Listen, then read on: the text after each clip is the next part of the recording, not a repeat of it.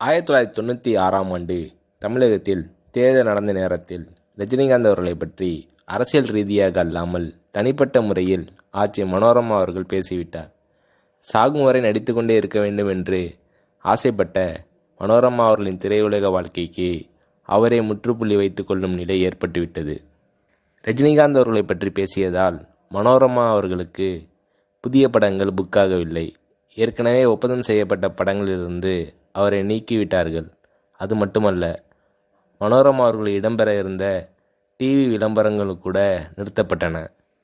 இந்த சூழ்நிலையில் ரஜினி அவர்களே தனது பெருந்தன்மையால் ஆட்சி மனோரமா அவர்களின் பேச்சை மனதில் வைத்து கொள்ளாமல் தன் படமான அருணாச்சலத்தில் முக்கிய ரோல் கொடுத்து ஆட்சி மனோரமா அவர்களுக்கு மீண்டும் திரைப்படங்களில் நடிக்க வாய்ப்பளித்தார் ரஜினிகாந்த் அவர்கள்.